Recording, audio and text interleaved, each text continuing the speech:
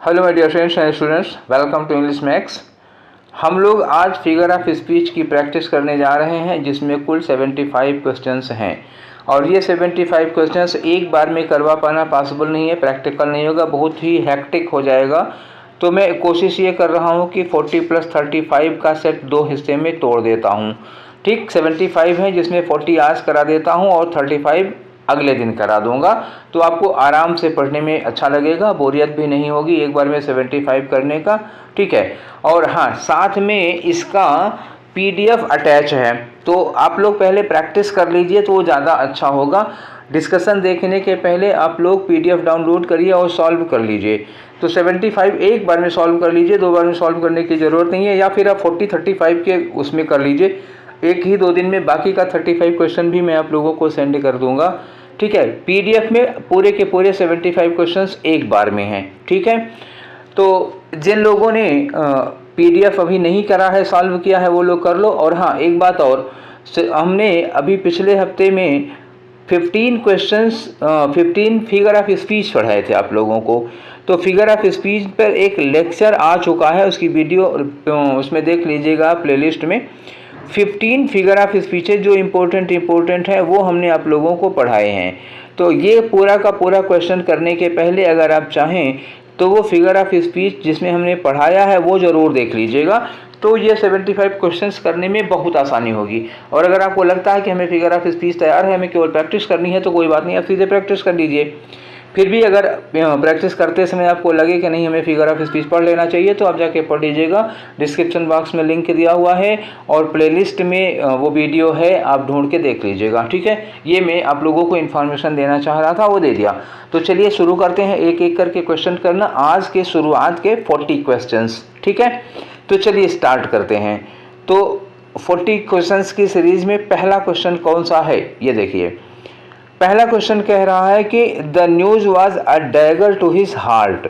The news was a dagger to his heart. News को compare किया गया है, किससे किया गया है, बस ये चीज़ देखिएगा आप। इस सेंटेंस में क्या है, एक न्यूज है और न्यूज को कंपेरिजन किससे किया गया है, डैगर से किया गया है। तो न्यूज जो है वो खंजर के जैसा था। ठीक, न्यूज जो है वो खंजर के जैसी थी, लेकिन इसमें सो या एज या लाइक इस तरह के वर्ड्स का यूज नहीं किया गया है। जब दो चीज़ों में कंपैरिजन किया जाए और ये वर्ड्स ना लगे हों, तो वहाँ कौन सा फिगर ऑफ स्पीच होता है, मेटाफर होता है। बात समझ में आ गई, क्लियर हो गया। ठीक है, अब आप सोच रहे होंगे कि बाकी के जो ये वाले फिगर ऑफ स्पीच बते हैं ये हम कब बताएंगे, तो इनका भी जो नंबर आएगा नंबर तो बता दूंगा बेटा। अब इन्हीं सब पे तो डिस्कशन है, सब कभी ना कभी ऑप्शन बनेंगे, तो उनके बारे में डिटेल वहाँ पर मिल जाएगी। हर क्वेश्चन में चारों की डिटेल देना पॉसिबल नहीं है, 4 गुना टाइम लग जाएगा, जबकि मैं जानता हूँ कि ये सारे के सारे ऑप्शन आगे डिस्कशन में आने वाले ही हैं। तो अभी मैं केवल वही वाला फिगर ऑफ स्पीच डिस्कस करूंगा जिस पर क्वेश्चन बना होगा। Is that clear? ठीक है, लेट्स प्रोसीड। और ये रहा हमारा अगला question, question number 2। O sweet content, where is thy mild about. तो कंटेंट किसको कहा जाता है, सेटिस्फैक्शन को। तो सेटिस्फैक्शन क्या है, एक कंसेप्ट है, एक आइडिया है, एक ओपिनियन है, एक फीलिंग है, एक मेंटल स्टेट है। तो इसको एड्रेस करके देखो, ये मार्क भी लगा हुआ है। ठीक, ये क्या होता है, एक्सक्लेमेशन का मार्क होता है।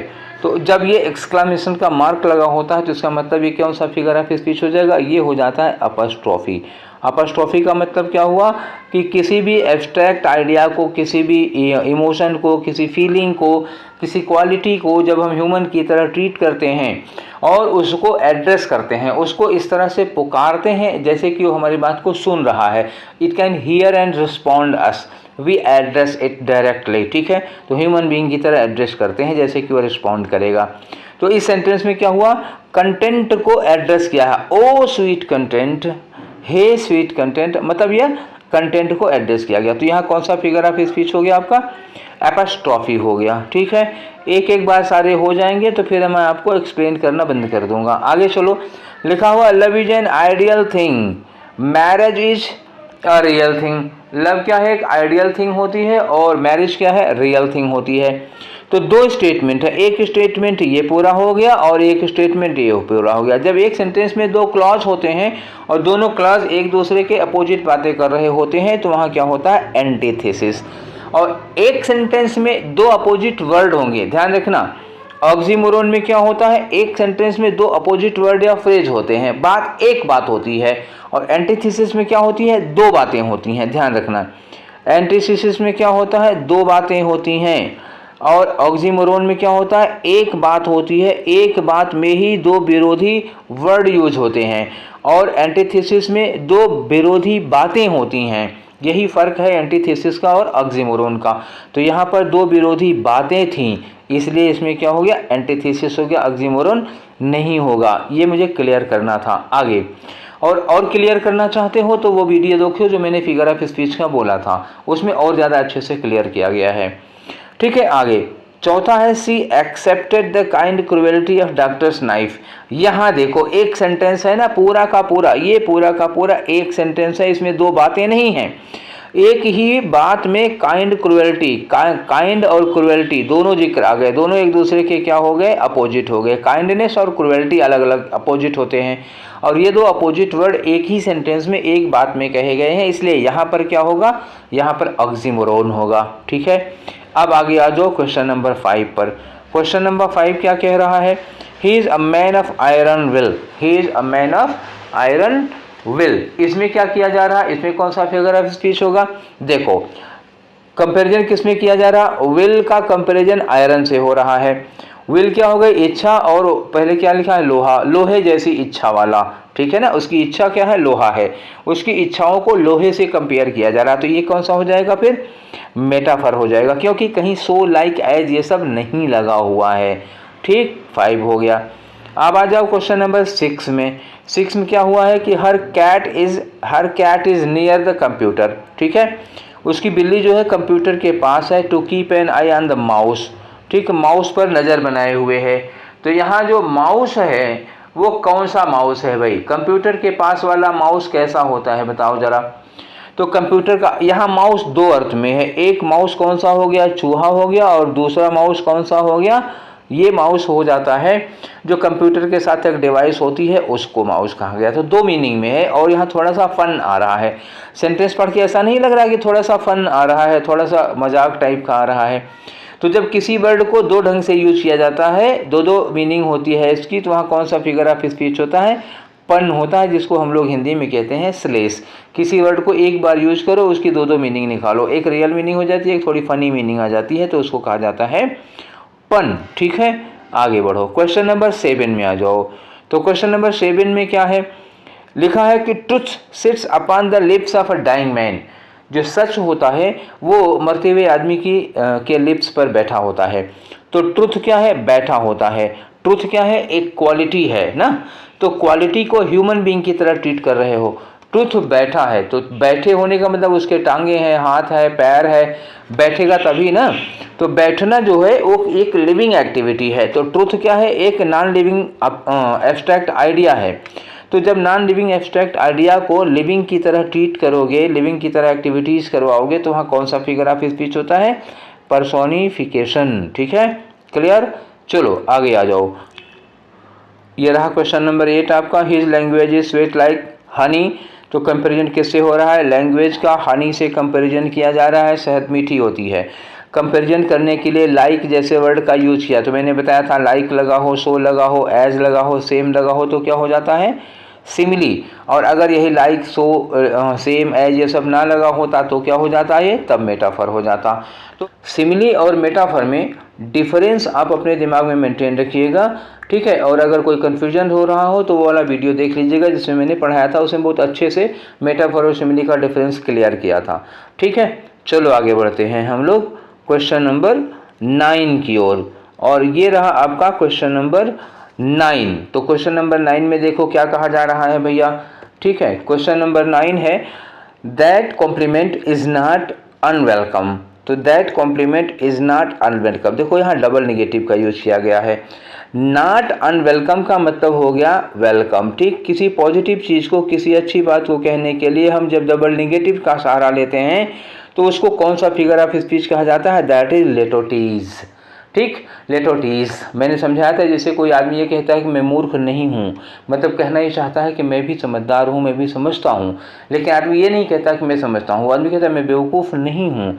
तो वैसे ही है, the compliment is not unwelcome, मतलब the compliment is welcome.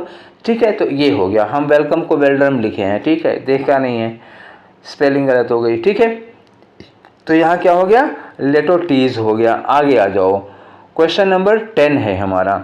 Question number 10 क्या कह रहा है कि variety is the spice of life, variety is the spice of life. Comparison हो रहा है, किसका कंपेरिजन किससे हो रहा है, वेराइटी का कंपेरिजन किससे हो रहा है, लाइफ से हो रहा है। ठीक, और वैरायटी का लाइफ से कंपैरिजन करते समय ना तो लाइक लगा हुआ है, ना तो सो लगा हुआ है, ना तो एज लगा हुआ है, ये सब नहीं लगा है, तो फिर क्या हो जाएगा, मेटाफर हो जाएगा। ठीक है, ये चीज़ें दोहराई जा रही हैं, तो अब ज़्यादा टाइम इस पर नहीं लगाएंगे। देखिए, ये हमारा नेक्स्ट क्वेश्चन है 11 में लिखा हुआ है roll on the deep and dark blue ocean. Roll के बाद क्या लगा है, नोट ऑफ एक्सक्लेमेशन। तो ये निशान लग जाता है, तो वैसे भी साफ साफ बताने लगता है कि हम अपॉस्ट्रोफी हैं। फिर भी समझ लो कि यहाँ ओशियन को एड्रेस किया जा रहा है। O dark blue ocean roll on, the deep and dark ocean roll on, मतलब क्या हुआ, ओशियन को सीधे एड्रेस किया जा रहा है। ऐसे लग रहा है जैसे समुद्र हमको सुन रहा है, अभी आके कहेगा हाँ हाँ ठीक है हम लौट रहे हैं, तुम मौज करो। ठीक है, तो ऐसे में क्या होगा, अपॉस्ट्रोफी होता है। क्लियर हो गया, आगे बढ़ो। क्वेश्चन नंबर 12, क्वेश्चन नंबर 12 में देखो क्या लिखा हुआ है। क्वेश्चन नंबर 12 का I am going to sit on porcelain throne तो I am going to sit on porcelain throne, मैं पोर्सलिन थ्रोन पर बैठने जा रहा हूँ। पोर्सलिन का बना हुआ थ्रोन, तो पोर्सलिन का बना हुआ थ्रोन क्या होता है बताओ, किसी को पता है, ये होता है टॉयलेट। ठीक है, टॉयलेट सीट जिसको कहते हो, उसी को पोर्सलिन थ्रोन कहा जाता है। ठीक है, तो मतलब समझ में आ गया होगा ना कि यहाँ क्या मीनिंग होगी इसकी।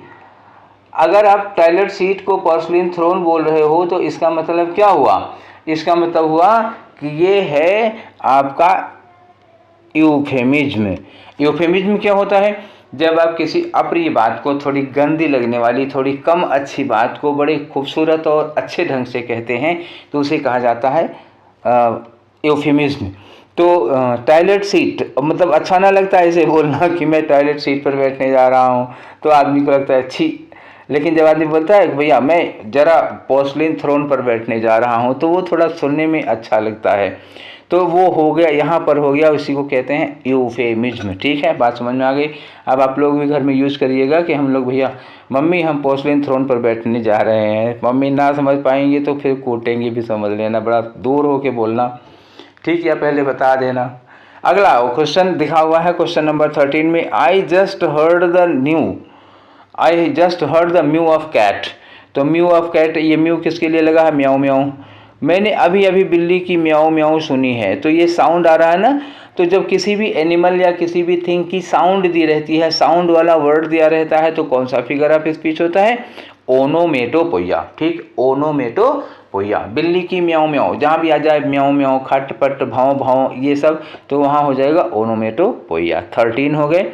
अब आ जाओ, हम पहुँच गए हैं क्वेश्चन नंबर 14 पे। 14 कह रहा है कि he could take mountains of meat and oceans of tea. वो पहाड़ भर मीट और समुद्र भर चाय पी सकता है। भैया ये तो बहुत ज़्यादा हो गया ना, ये कुछ ऊपर ऊपर निकल गया, मतलब लपेट रहे हैं लेकिन लपेटने में भी आ नहीं रहा है। तो जब कोई ऐसी बात करे जिसको तुम लपेट ना पाओ, तो वहाँ क्या हो जाता है, हाइपरबोल। ठीक है ना, बहुत ज़्यादा, सिर के ऊपर से निकल गया। जब कोई फेंकता है और आप लोग कहते हैं ना कि भाई ऊपर से जा रहा है, इसका मतलब वो क्या हो रहा है, हाइपरबोल। तो यहाँ पे ऊपर से नहीं, बहुत ऊपर से निकल गया। ठीक है, आ जाओ 15 पे। 15 में क्या कह रहे हैं भैया, his parents are economically challenged. तो his parents are economically challenged. अब यहाँ पे फिर एक फिगर ऑफ स्पीच वही आया।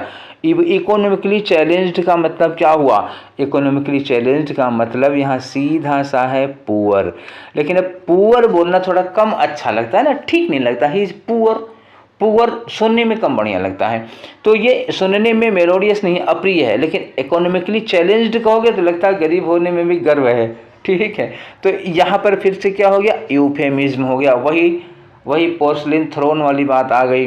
तो इकोनॉमिकली चैलेंज, पुअर वर्ड के बदले में इकोनॉमिकली चैलेंज लगाना यूफेमिज्म का एग्जाम्पल है। नेक्स्ट आ जाओ 16 नंबर पे आ जाओ। स्वीट बिटर टीयर्स, आहा, sweet bitter tears flowed from her eyes. एक सेंटेंस है, वन सेंटेंस, और इसमें स्वीट और बिटर दोनों एक साथ लगा हुआ है। दो opposite word in one sentence is called oxymoron. ठीक है, नेक्स्ट बढ़ते हैं। अब एक एक इनको समझा चुके हैं ना, तो थोड़ा जल्दी जल्दी होगा।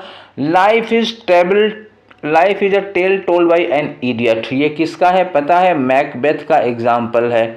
ठीक है, मैकबेथ में ये डायलॉग है। किसने दिया था? मैकबेथ ने ही, जब राजा बन गए थे तो इन्होंने ये डायलॉग मारा था, life is a tale told by an idiot. तो लाइफ का कंपैरिजन किससे किया जा रहा है? टेल से किया जा रहा है। तो लाइफ को टेल से कंपेयर किया जा रहा है, लेकिन सो लाइक एज ये सब नहीं लगा हुआ है, तो कौन सा फिगर ऑफ स्पीच हो गया? मेटाफर। ठीक है, अभी एक बार बार रिपीट होगा तो बार बार नहीं समझाएंगे। अब आ जाओ, देखो प्रैक्टिस करोगे 75 क्वेश्चन में 15 फिगर ऑफ स्पीच होंगे, तो हर फिगर ऑफ स्पीच 3 बार 4 बार तो आएगा ही, और वो आएगा नहीं, जानबूझकर डाला गया है इसी तरह से ताकि प्रैक्टिस हो जाए। एक बार मान लो उसमें गड़बड़ होता है तो दोबारा आएगा तो वो कन्फर्म रहेगा ना, इसलिए मैंने इसको रखा है। एक ही फिगर ऑफ स्पीच कम से कम 4 बार 5 बार ऐसे आ जाए। तो नाउ-अ-डेज आई एम बिटवीन जॉब्स। अब फिर आए नाउ-अ-डेज, आजकल मैं हूँ बिटवीन जॉब्स। बिटवीन जॉब्स का मतलब क्या होगा भैया? बिटवीन जॉब्स का मतलब होता है जॉबलेस या अनएम्प्लॉयड।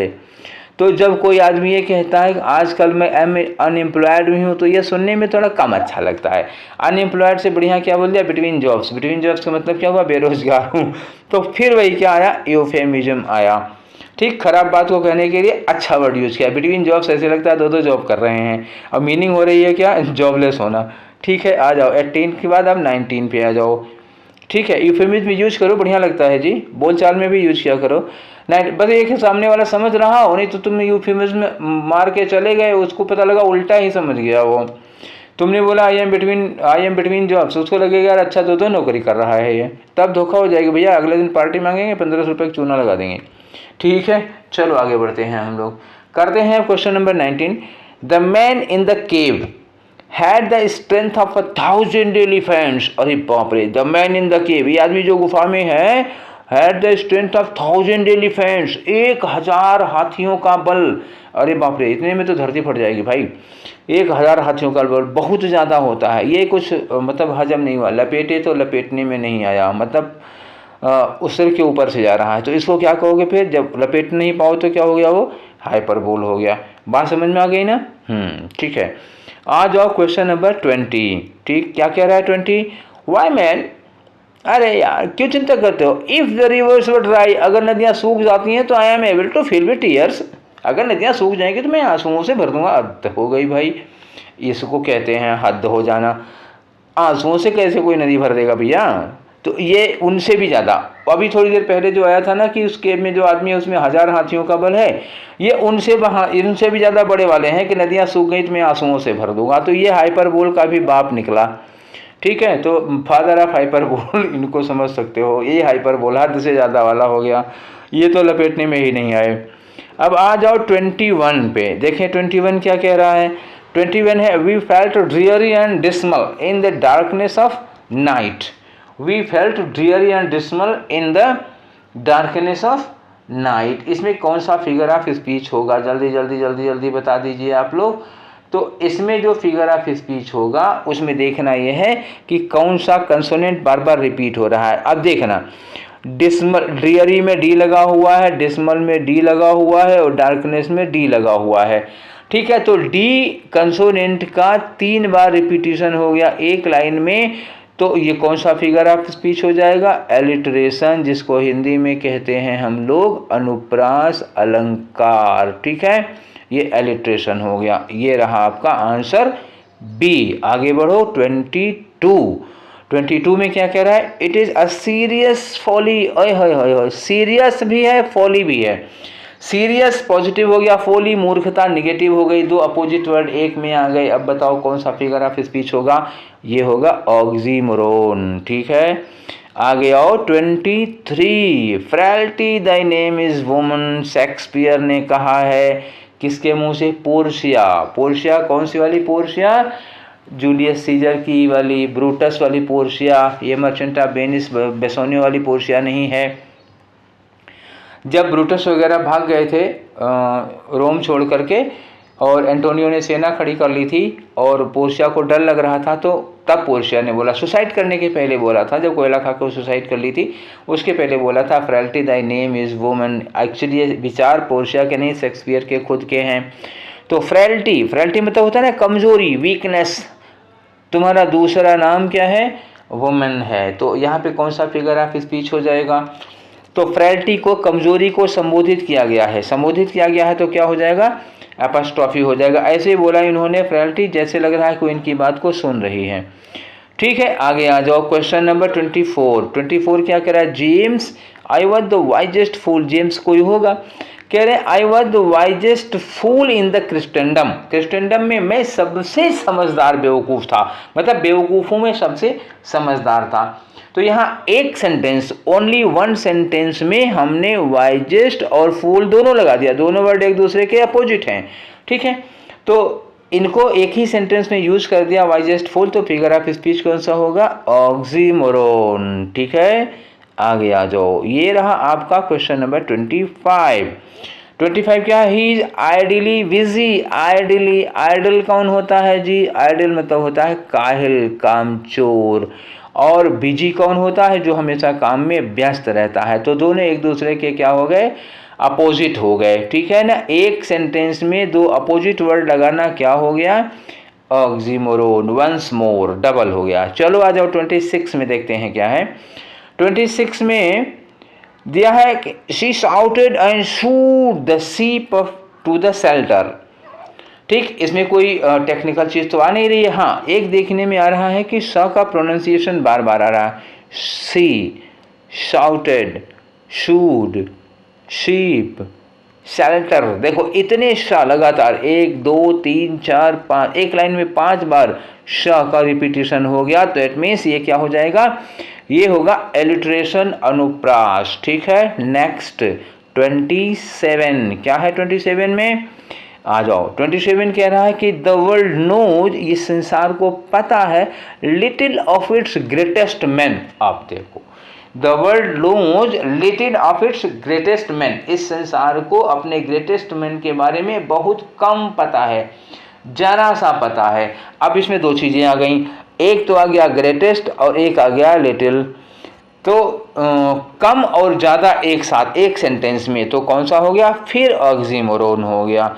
अब आओ 28 पर। 28 क्या कह रहा है?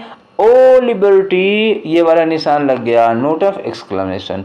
What crime are committed in thy name, तुम्हारे नाम से, तुम्हारा नाम लेकर मैंने कौन सा गुनाह कर दिया? ऐसा लग रहा है जैसे लिबर्टी अभी दौड़ी दौड़ी आएगी और गले लगा के कहेगी, नहीं मेरे लाल, तुमने कोई गलती नहीं की है, तुम महान हो। ठीक है, तो ये ओ लिबर्टी, थोड़ा ड्रामा करना पड़ता है ताकि तुम समझ जाओ। ओ लिबर्टी, ठीक है, तो ओ लिबर्टी, यहाँ लिबर्टी को एड्रेस किया है ना, सीधे संबोधित किया है। तो यहाँ कौन सा फिगर ऑफ स्पीच होगा? अपॉस्ट्रोफी, वही जो जानते थे पहले से। ठीक है, आ जाओ 29। ये 29, when I came to visit my friend offered me a cup. जब मैं मिलने आया तो मेरे दोस्त ने मुझे एक कप ऑफर किया। ये कप का क्या मतलब है जी? यहाँ कप का मतलब हो गया अ कप ऑफ टी या अ कप ऑफ कॉफ़ी। ठीक है ना, ठीक, अ कप ऑफ टी या कॉफ़ी, या कुछ और भी हो सकता है क्या, कि अ कप ऑफ कुछ वाइन ड्रिंक हो सकता है वो भी, लेकिन उसके लिए कप नहीं लगता। चलो कुछ भी रहा हो, उसने मुझे एक कप ऑफ़र किया। तो एक कप में एक कप कॉफ़ी या टी ऐसे कुछ आ सकता है। तो चाय और कॉफ़ी के बदले में अगर कप यूज करोगे तो फिगर ऑफ स्पीच कौन सा हो जाएगा जी? वहाँ हो जाता है मेटोनिमी। ठीक है, जैसे हम राजा के बदले थ्रोन बोल दें, ठीक है, या हम चाय के बदले कप बोल दें, राइटर के बदले में पेन बोल दें, तो कौन सा फिगर ऑफ स्पीच होता है? तब वही होता है मेटोनिमी। देखो एक नया फिगर ऑफ स्पीच इंट्रोड्यूस कर दिया ना। ऐसे ही थोड़ी थोड़ी देर के बाद एक एक नया इंट्रोड्यूस करते रहेंगे, पुराने की प्रैक्टिस चलती रहेगी, नया इंट्रोड्यूस करते रहेंगे। अगला, the more haste the less speed. दो बात है ना इसमें, द मोर हेस्ट, जितनी जल्दी करोगे उतना ही धीमा काम होगा, क्योंकि जल्दी का काम किसका होता है? जल्दी का काम होता है इनका। ठीक है, तो मोर हेस्ट लेस स्पीड। इसका मतलब दो विरोधी स्टेटमेंट हैं, दो विरोधी वर्ड नहीं है, दो विरोधी स्टेटमेंट हैं एक में, तो इसको हम लोग कहते हैं एंटीथेसिस। आगे आ जाओ 31 पे।